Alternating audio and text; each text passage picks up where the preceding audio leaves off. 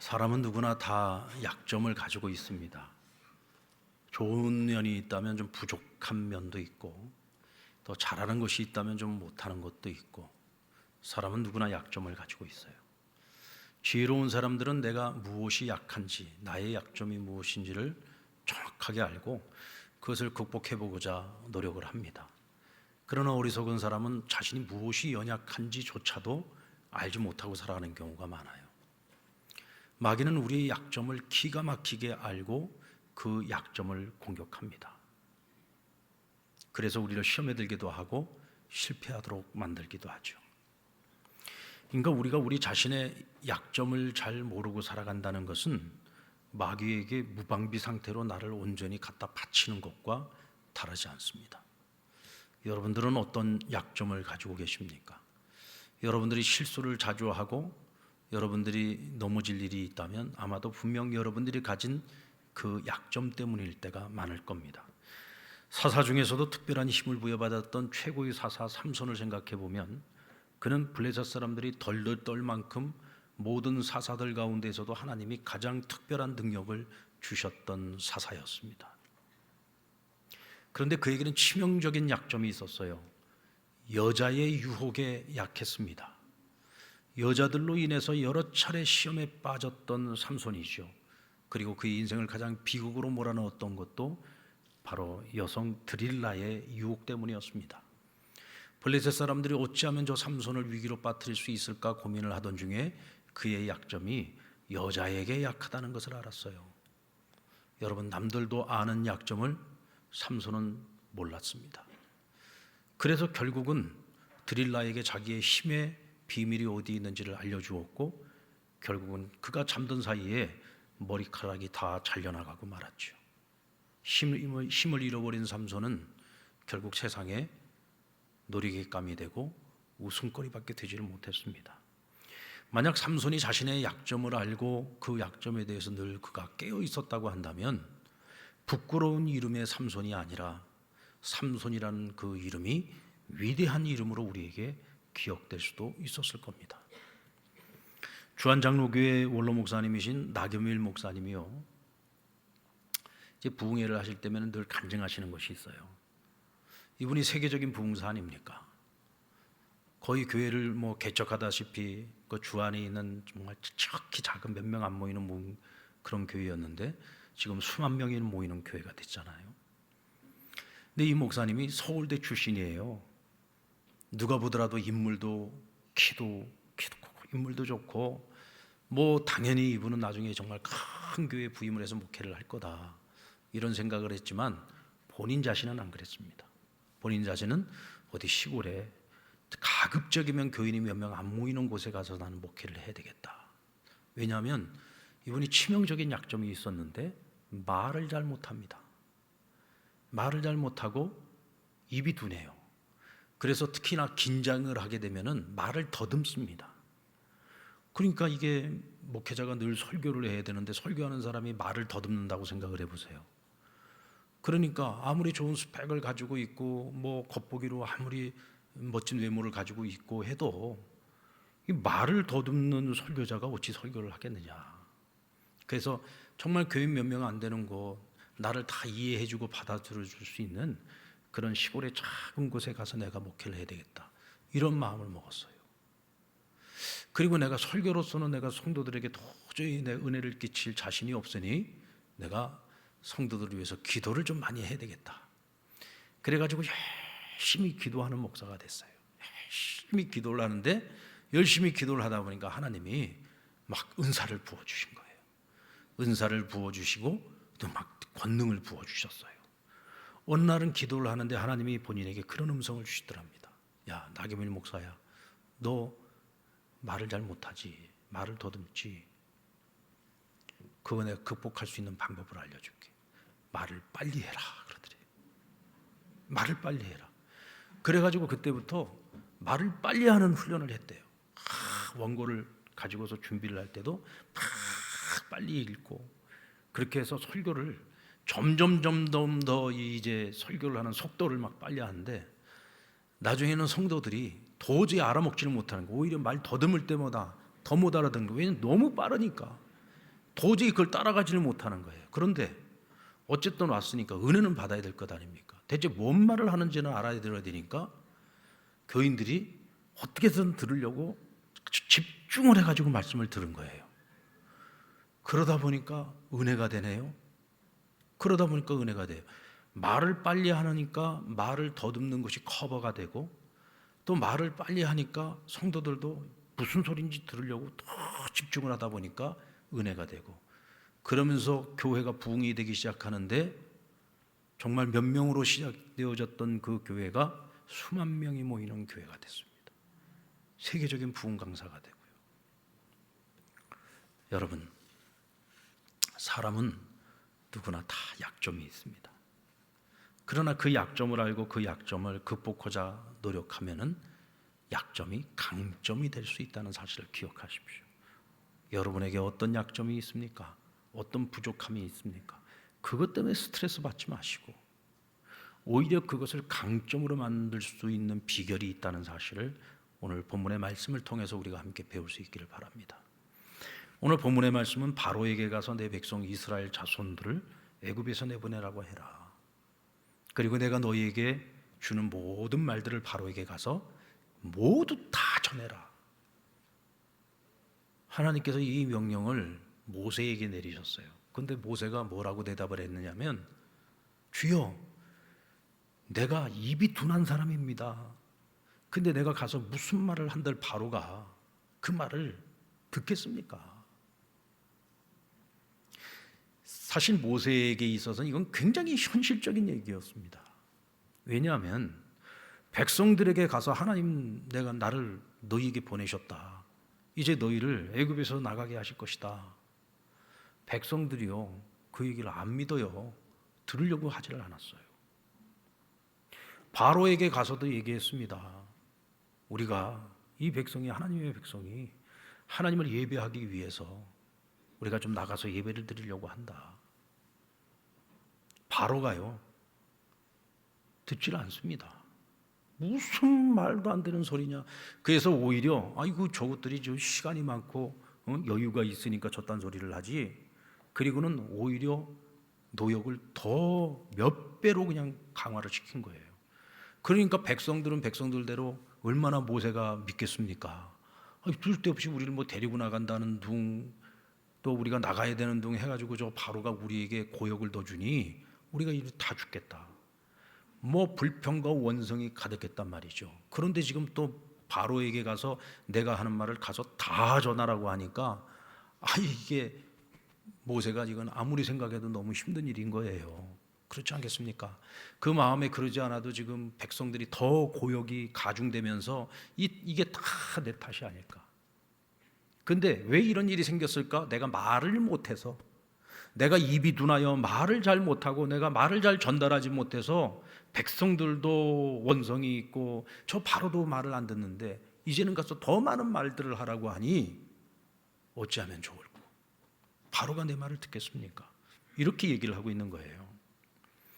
30절 말씀을 보면 모세가 여호와 앞에서 아뢰되 나는 입이 둔한 자이오니 바로가 어찌 나의 말을 들으리까? 이 말은 내가 입이 둔하다는 것을 핑계 삼아서 출애굽의 지도자가 되는 이 일을 회피하고 싶은 것처럼 들리게 됩니다. 여러분들 그렇게 들리죠? 아닙니까? 그렇게 들리잖아요. 나 말 못하는데 말 잘하는 사람 보내세요. 내가 지금까지 백성들한테도 이게 바로한테도 이미 얘기했지만 이들이 안 듣습니다. 말 잘하는 사람 보내세요. 이렇게 들리잖아요. 충분히 우리가 그런 오해를 가지고 오늘 이 본문을 볼 수 있습니다. 그런데 그는 우리가 모세를 잘 몰라서 하는 얘기예요. 모세는 어떤 일을 결정하고 결단할 때까지는 굉장히 신중한 사람입니다. 호렙산에서 처음 하나님께서 그를 찾아오셔서 출애굽의 지도자의 사명을 맡기셨을 때 그가 못한다 그랬잖아요. 저 못합니다. 근데 못한다고 얘기할 때 그냥 못한다는 게 아니라 나는 이래서 못하고 저래서 못하고 자신의 연약함을 다 조목조목 얘기하면서 자기 못한다 그랬어요. 근데 여러분, 하나님이 설득당하시는 하나님이 아니에요. 하나님이 이번에는 모세를 설득합니다. 넌 이래서 할 수 있고 넌 저래서 할 수 있고 내가 너와 함께해서 이 모든 일들을 이루게 할 거야. 결국은 하나님이 모세를 설득시켜가지고 모세가 하나님의 뜻을 받아들이게 됩니다. 그런데 성경을 보세요. 그가 그날 이후로 사명의 길을 걸어갈 때 광야 40년의 생활을 마칠 때까지 단 한순간도 그는 뒤를 돌아보지 않았어요. 하나님이 맡기신 그 사명을 붙들고 뒤돌아서지 않았어요. 앞만 보고 갔습니다. 여러분, 입이 둔한 거 이까짓 거 이거 하나 때문에 이 사람이 주신 사명을 그렇게 쉽게 포기할 사람이 아니라는 얘기입니다. 그러면 이게 무슨 얘기냐? 내가 입이 둔합니다. 바로가 안 들을 겁니다. 이 얘기는 무슨 얘기냐면 나 못하겠습니다가 아니라 도와주세요. 저 좀 도와주세요. 하나님, 저 좀 도와주세요. 나 말 못하는데 이거 어떻게든 해결하셔가지고 바로가 제가 하는 말을 들을 수 있게 해주세요. 지금 도움을 요청하고 있는 것입니다. 도망치려는 것이 아니라는 거죠. 하나님께 도움을 요청합니다. 여러분, 우리에게 어떤 약점이 있을 때 하나님이 우리에게 어떤 일을 맡겨주시고 우리가 어떤 선한 동기를 가지고 선한 일을 하고자 할 때 내가 가지고 있는 연약함, 내가 가지고 있는 약점을 불순종의 핑곗거리로는 절대로 삼지 마시기 바랍니다. 이것은 하나님을 무능한 하나님으로 여기는 것이고 무시하는 거예요. 우리가 믿는 하나님은 전지하신 하나님이고 전능하신 하나님입니다. 여러분, 하나님이 우리의 연약함을 몰라서 우리에게 그 일을 맡기시는 걸까요? 하나님이 우리의 약점을 몰라서 우리에게 그 일을 맡기시는 거겠어요? 모세의 약점, 입이 둔한 것을 몰라서 하나님이 그에게 맡기셨어요? 여러분, 이스라엘 백성들 가운데 말 잘하는 사람이 얼마나 많겠습니까? 그런데 그 말 잘하는 사람들 다 제껴놓고 왜 입이 둔한 모세에게 이와 같은 이 어려운 사역을 그에게 맡기셨을까? 여기 분명 이유가 있고 목적이 있지 않겠습니까? 반대로 생각을 해보면 오히려 그가 이런 약점을 가지고 있는 것이 하나님께서 그를 쓰시기에는 더 합당했을 수 있다는 얘기죠. 여러분, 만약 모세가 이런 약점을 가지고 이 정도의 약점도 가지고 있지 않았다고 한다면 그가 얼마나 교만해졌을까를 한번 생각해 보십시오. 모세는 교만해질 수 있는 모든 가능성을 다 갖고 있었던 사람이에요. 주님과 함께 동행하는 동안 하나님이 그에게 크신 권능을 주시지 않았습니까? 하나님께서 그와 함께 하신다는 증거를 얼마나 많이 보여주셨어요.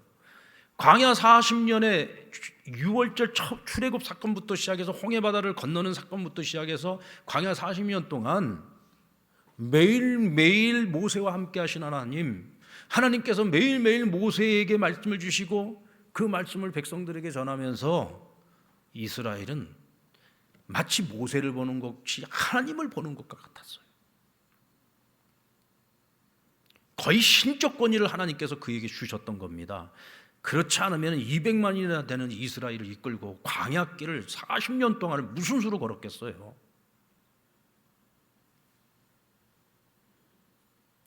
오늘날까지도, 오늘날에도 리더십을 이야기할 때 항상 빼놓지 않고 얘기하는 사람이 모세예요. 모세는 아주 카리스마적인 권능을 가진 탁월한 지도자였습니다. 그가 여러분 얼마나 교만해질 수 있었겠습니까? 근데 성경은 그를 온 지면에 온유함이 그만한 자가 없다 그랬어요. 그는 온유한 지도자가 되었습니다. 그를 온유하게 만든 것 중에 하나는 바로 그의 약점입니다. 여러분, 모세에게 말을 잘 못하는 이 약점만 있었겠습니까? 모세는 누구보다도 자신이 가지고 있는 부족함들을 또한 알고 있었고 그런 부족함들을 언제나 하나님 앞에 내려놓고 하나님의 도우심을 구했던 거죠.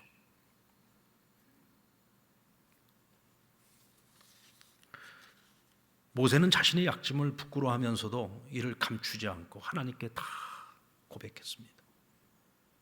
그리고 도움을 요청했습니다. 여러분, 사람에게도 도움을 요청할 때는요, 나의 약한 부분, 나의 부족한 부분을 솔직하게 얘기하고 도와달라고 해야 돼요. 근데 많은 경우에 보면은 도움을 요청을 하면서 자신의 연약함, 자신의 부족함을 얘기 안 하는 분들이 꽤 많아요. 그러면은 도와줘야 하는 사람이 뭘 도와줘야 될지는 모릅니다. 우리가 돕는다는 것은 그 사람이 부족한 부분을 도와줘야 되는 거잖아요. 근데 그 부족함을 감춰요. 그래서 도와는 줬는데 일에 효율이 없어요. 얻은 결과가 없습니다. 그럼 물어보죠. 왜 그 부분을 얘기를 안 했냐? 부끄러워서요. 창피해서요. 자존심 상해서요. 정말 어리석은 사람인 거죠. 도와줘야 될 때는 도움을 주는 사람이 그 사람이 뭐가 필요한지 뭐가 부족한지를 알아야 도와주는, 그게 아무리 치명적인 부끄러움이라고 할지라도 그걸 알아야지 도와줄 수 있는 거거든요. 근데 많은 사람들이 쓸데없는 거에 얽매여 가지고 자신의 연약함을 고백하지 못하고 진실한 마음으로 도움을 구하지 못하는 경우가 많아요. 여러분, 이것이요, 우리가 하나님 앞에서 구할 때도 역시 마찬가지입니다. 자기의 약점을 잘 모르는 사람들은 하나님께 내가 뭘 구해야 될지를 모르는 경우가 많아요. 하나님께 구하면서도 체면 차리는 사람들이 있습니다. 진정 자기의 연약함을 온전히 하나님 앞에 내놓고 자기의 약함을 온전히 내어놓고 하나님 앞에 도움을 구해야 되는데 그렇지 못하는 이들이 있어요. 여러분, 어떤 약점이 있든지 하나님 앞에서 정직하십시오. 사람들에게도 정직하세요. 그래야 도와줄 수가 있어요. 그래야 하나님도 도와주실 수가 있는 겁니다. 오늘 모세가 하나님 앞에 모든 걸 내려놓고 도와주세요 하고 간구할 때 하나님께서 문제를 해결해 주신, 아주 간단하게 해결해 주셨습니다. 그에게 말 잘하는 형 아론을 대언자로 붙여주신 겁니다. 의외로 답은 먼 곳에 있지 않았어요. 아주 가까운 곳에 있었습니다. 그런데 하나님이 인도해 주시고 가르쳐 주시기 전까지는 나에게 답이 이렇게 가까이 있다는 것을 알지 못했죠. 여러분, 우리가 하나님께 기도해야 되는 이유가 바로 여기에 있는 겁니다. 하나님께 도움을 요청해야 되는 이유가 바로 여기에 있는 거예요. 여러분, 의외로 우리가 인생의 문제를 풀어갈 때 답이 먼 곳에 있지 않아요. 아주 가까운 곳에 있습니다. 단지 우리가 그것을 찾지 못할 뿐인 거죠. 그래서 이 문제를 끌어안고 내가 암만 전전긍긍해도 해결이 안 돼요. 그래서 우리는 빨리 하나님께 무릎 꿇어야 되고 빨리 하나님께 모든 것을 맡겨드리고 간구해야 되는 거예요. 얼마나 쉽게 문제가 해결이 됐습니까? 이 일을 통해서요, 모세는 일석이조의 은혜를 입었습니다. 그의 형 아론은 말을 잘했어요. 거기다가 혈육 아닙니까? 백성들을 설득을 하고 바로를 설득을 하러 갈 때에도 여러분, 그들 앞에 선다는 것 자체만으로도 사실은 굉장히 겁나고 두려운 일이거든요. 그런데 그거를 홀로 가지 않고 둘이 가잖아요. 거기다 피를 나는 형제와 함께 가는 거니까 천군만마 아닙니까? 서로에게 얼마나 위로가 되고 격려가 되겠어요. 마음 든든한 거죠. 좋은 동역자를 얻은 거예요. 거기다가 이제는 더 이상 말 때문에 스트레스 받을 필요가 없어. 왜? 말은 누가 대신하면 돼요? 아론이 대신하면 돼요. 그냥 고민할 필요가 없어. 모세는 하나님이 주시는 말씀을 아론에게 그대로 전달만 하면 돼요. 그러면 모세가 전하는 바를 아론은 그대로 대언만 하면 되는 겁니다. 대언만 하면 되는 거예요. 사람에게는 해결할 수 없는 나의 약점이 난제처럼 보이지만 하나님께는 너무나 단순하고 쉽게 해결할 수 있는 문제들이라는 거죠. 하나님께 맡기세요. 그러면 내가 생각하는 그 약점만 해결이 되는 것이 아니라 하나님께는 거기다가 덤으로 더 붙여주세요. 동역자를 얻었잖아요. 거기다가 아론의 입을 얻은 거예요. 이제는 사역에 있어서 정말 부담이 되는 부분을 내려놓을 수 있는 거죠. 더 이상 스트레스 받을 필요가 없는 겁니다. 그런 면에서 보면 약점이 많은 것이 때로는 은혜가 될 때가 많습니다. 여러분, 약점이 없이 너무 재능이 많고 모든 일을 너무 잘하는 사람들이 있죠. 이런 사람들은 의외로 주변에 사람이 별로 없어요. 왜 그럽니까? 내가 너무 똑똑하고 내가 너무 잘나서 내가 다 해버려. 뭐 굳이 남이 도와줄 필요가 없어요. 내가 다 해버리면 돼요. 그런데 약점이 많은 사람은 자기가 혼자 다 못해요. 누군가가 도와줘야 돼. 손이 많이 가는 사람이 있잖아요. 제가 좀 보면 그런 스타일이에요. 제가 좀 손이 좀 많이 가는 사람이에요. 제가 참 기계치 중에 기계치입니다. 제가 기계를 다루는 것 중에 딱 하나 잘하는 게 있는데 운전은 잘해요. 제가 운전 빼놓고 나머지는 하여튼 손만 댔다 그러면 다 고장이 납니다. 그 이상하게 고장이 나요. 제가 군대 있을 때도 보일러하고 양수기를 맡은 적이 있는데 제가 맡고 나서 3일 만에 다 고장이 나버렸어요. 그랬던 제가 여러분 개척하겠다고 3년을 준비했습니다. 그러니 하나님이 저한테 맡기고 그 개척을 하라고 하셨겠어요? 3년 준비한 개척을 못하게 하나님 다 막아버리시더라.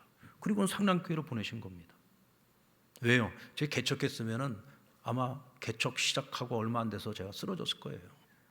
할 줄 아는 게 없는데 개척을 하면 내가 다 해야 될 거야. 아니야. 뭐 술이고 뭐고 제가 다 해야 될 거 아니에요. 누가 도와주겠어요?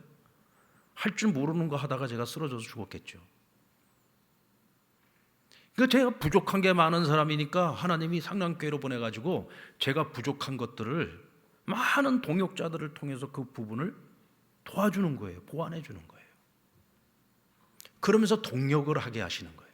근데 여러분, 하나님께서는 혼자 잘나서 잘하는 사람보다 부족하지만 동역을 할 줄 아는 사람을 하나님은 더 기뻐하시고 사용하십니다.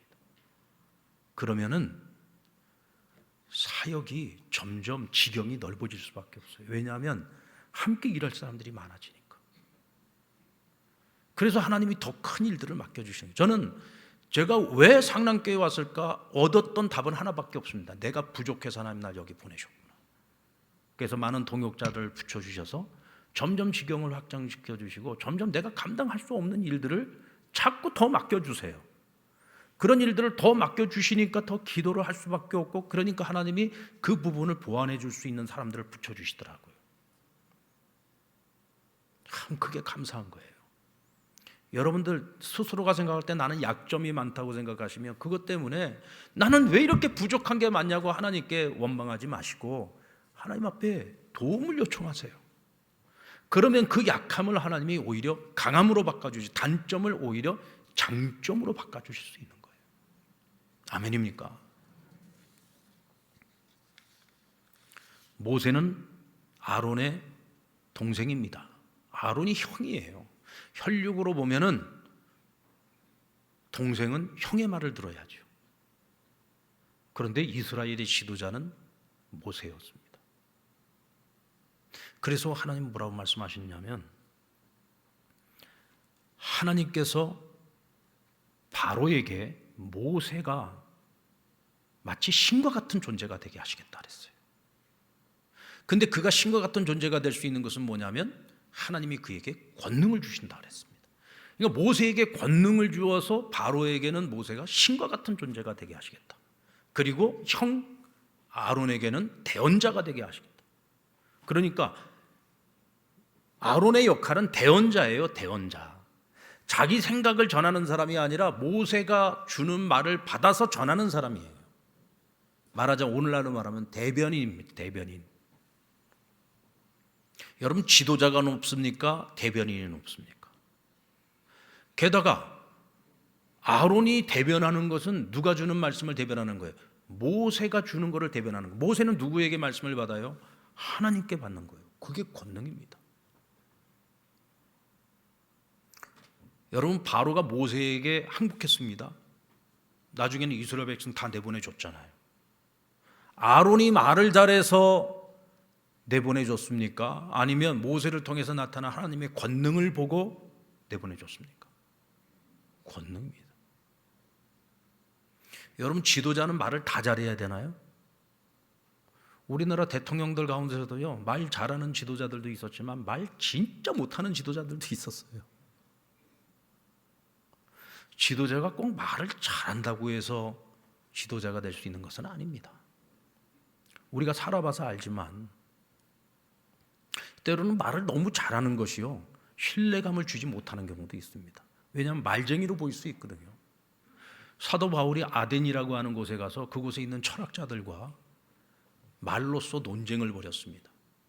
그런데 이 바울은 헬라 철학을 공부해 필로의 제자였습니다. 수사학과 논리학에 있어서 최고였던 사람이에요. 어떤 철학가들과 같이 만나서 논쟁을 벌여도 말에 있어서 바울과 싸워서 이길 자가 없어. 다 두 손 들었습니다. 그런데 그들이 바울에게 붙여준 별명이 뭐였냐면 말쟁이였습니다. 말쟁이. 말쟁이라는 말이 뭐예요? 말만 잘하는 인간이다, 이런 뜻이에요. 이거는 칭찬이 아닙니다. 모세가 선교 여행을 하는 동안에 가장 선교의 참패를 겪었던 곳이 바로 이 아덴이었어요. 말싸움에서 항복한 것과 그가 전하는 바를 받아들이고 믿는 것은 다르죠. 심적인 굴복이 아닌 거예요. 말에 진 것이지 심적으로 그가 전하는 바를 받아들인 것이 아니라는 뜻입니다. 여러분, 말 좀 못해도 됩니다. 그런데 왜 하나님께서 모세에게 아론을 붙여주셨느냐? 모세를 위로해 주려고, 모세를 격려해 주려고. 말 못하는 것 때문에 너무 스트레스를 받고 있으니까, 내가 말을 잘 못해서 뭐가 잘 안 되고 있다고 생각을 하니까 그 마음을 위로해 주고 격려해 주기 위해서 아론 붙여주신 거예요. 하나님께서 모세에게 주신 그 권능만 가지고도 얼마든지 하나님이 계획하신 일들을 이루어갈 수 있어요. 어쩌면은 형 아론이, 야, 내가 형 아니야, 네가 내 뜻을 따라, 내가 어떻게 너가 말하는 것을 들어? 그럼 자기가 지도자 노릇을 하려고 할 수도 있지 않겠습니까? 나이 차이도 많이 나거든요.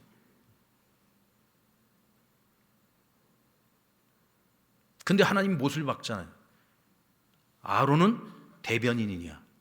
대변인, 이스라엘의 지도자는 모세 너야. 확실하게 질서를 딱 정리를 해주신 거예요. 여러분, 어떤 공동체가 됐든지요, 가장 중요한 건 질서입니다. 그것이 가정이 되었든 직장 일터가 되었든 교회가 되었든 국가가 되었든 모든 공동체, 사람이 있는 곳에는요 반드시 질서가 있어야 됩니다. 모든 사람이, 그 공동체에 속한 사람이 다 자기 생각 가지고 다 자기 주장만 하면은 그 공동체가 어디로 가겠습니까? 한 방향으로 갈 수가 없는 거예요. 한 방향으로 못 갑니다. 그래서 하나님이 질서를 세우시는 겁니다. 질서를. 제 아무리 형일지라도 하나님이 세우신 지도자가 모세면 하나님이 세운 그 직분에 순종하는 거예요. 그래서 나중에는 아론을 대제사장으로 세우지 않습니까? 여러분, 지도자로서 모세의 역할과 대제사장으로서 아론의 역할은 완전히 다른 거예요. 두 사람의 역할을 딱 구분을 지어가지고 서로가 서로에게 침범하지 못하도록 하나님이 확실하게 선을 쫙 그어주신 거예요. 여러분, 저는 우리 하나님 정말 지혜로우신 하나님입니다. 하나님 그렇게 일하십니다.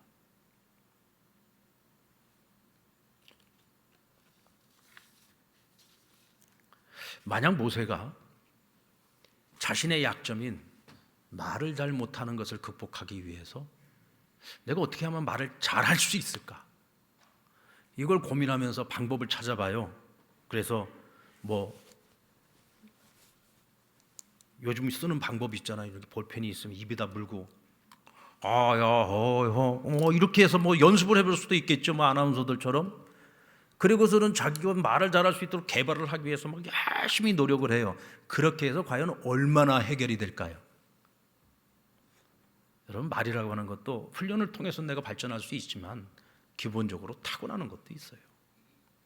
지금 당장에 사역을 해야 되는 사람이 언제 내가 말 잘하는 걸 연습을 해가지고 그 일을 해내겠습니까? 모세가 집중해야 되는 것은 내가 못하는 게 아니에요. 내가 못하는 건 하나님이 아론을 통해서 보완해 주셨잖아요. 이거는 다 내려놔야 되고, 내가 해야 되는 건 뭐냐? 하나님이 내게 권능을 주셨으니까 나는 이 권능에 집중을 하면 되는 거예요. 하나님이 나에게 주신 것을 가지고 싸우면 되는 겁니다. 아멘. 여러분, 다윗이 골리앗을 쓰러뜨리러 나갈 때 사울 왕이 그에게 자기 투를 씌워줬어요. 갑옷을 입혀줬어요. 방패도 주고 칼과 창도 줬어요. 다윗이 그걸 다 입어보더니 도로 다 벗었어요. 아우, 나 이거 입고 못 싸웁니다. 난 창과 칼을 써본 적이 별로 없습니다. 저는 물매와 돌이면 됩니다. 그래서 자기가 늘 사용하던 물매와 돌 5개를 준비해가지고 그 거인 골리앗을 쓰러뜨리겠다고 그것도 아주 당당하게 나가지 않습니까? 왜요? 그에게는 익숙한 것이 있어요. 내가 가장 잘 쓸 수 있는 것이 있단 말이죠. 양을 돌보고 염소떼들을 돌볼 때에 사자가 나타나고 이리들이 나타날 때 항상 내가 썼던 무기가 뭐냐? 물맷돌이에요. 내가 가장 잘하는 거예요. 나는 왜 이렇게 가진 것이 없지? 나는 이렇게 할 줄 아는 것이 없지? 나는 왜 이렇게 부족한 것이 없지? 여러분, 그것 때문에 불평하지 마세요. 원망하지 마세요. 낙심하지 마세요. 솔직히 말해서 우리가 얼마나 약점이 많은 사람들입니까? 우리가 남들처럼 공부를 그렇게 잘한 것도 아니고, 머리가 천재도 아니고, 인물이 그렇게 빼어난 것도 아니고, 무슨 우리가 대단한 능력을 가지고 있는 사람들도 아니잖아요. 솔직히 남들 보면은 부러울 때 많잖아요. 저는 우리 교회 부목사님들 보면 키 180 넘는 사람들 막 부러워 죽겠어. 아주 그냥 내가 키 180만 넘었으면 얼마나 멋있었을까. 우리가 약점을 보면은 참 낙심되는 것들이 많이 있죠. 근데 그거 보고 낙심하는 것처럼 어리석고 미련한 게 없어요. 제가 무슨 수로 180이 되겠습니까? 전 죽었다 깨나도 180 못 됩니다. 그런데 안 될 걸 가지고서 스트레스 받고 그것 때문에 괴로워하는 건 정말 어리석은 거죠. 하나님이 내게 주신 게 있잖아요. 하나님 내게 주신 거. 그것이 많든 적든 간에 하나님이 내게 주신 것을 소중히 여기고 내게 주신 것을 잘 갈고 닦으면서 하나님 앞에 뜻을 정하고 그것을 주를 위해서, 하나님의 영광을 위해서 내가 그것을 사용하겠노라고 하면은 하나님이 나에게 하나의 무기만 주시더라도 그 하나의 무기를 가지고 하나님께 영광 돌릴 수 있고요, 세상을 놀라게 만들 수 있어요. 하나님이 맡기시는 일이 어떤 일이 되었든, 우리가 하고자 하는 일이 어떤 것이 되었든 그것을 우리가 능히 감당할 수 있도록 하나님이 우리에게 권능을 주십니다. 아멘. 없는 거 내가 가지려고 하면 안 됩니다. 내가 나이가 50이 넘고 60이 넘고 살 만큼 살았는데 아직도 내가 갖지 못하고 이루지 못한 거를 이제 내가 하겠다고 그렇게 애쓰지 마세요. 지금껏 살아오면서 내가 잘한 것, 내가 잘 할 수 있는 것, 그거 가지고서 끝까지 승부를 거십시오. 주 안에서 살아가면 지극히 작은 거 하나만 가지고서도 우리는 기적을 만들어낼 수 있는 사람들이에요. 왜요? 하나님이 함께 하시니까. 여러분의 부족함은 다른 어떤 것으로도 하나님이 보완해 주실 수가 있습니다. 내가 해야 될 일은 하나님이 내게 주신 것 가지고 최선을 다하세요. 하나님께 맡기세요. 하나님께서 그 모든 것을 이룰 수 있도록 우리를 도와주실 것입니다. 한번 따라 볼까요? 약점은 주 안에서 장점이 될 수 있습니다. 이제부터 여러분의 약점을 장점으로 만들어 가시는 하나님의 위대하심을 여러분의 삶 가운데에서 발견하고 경험할 수 있기를 주의 이름으로 축원합니다.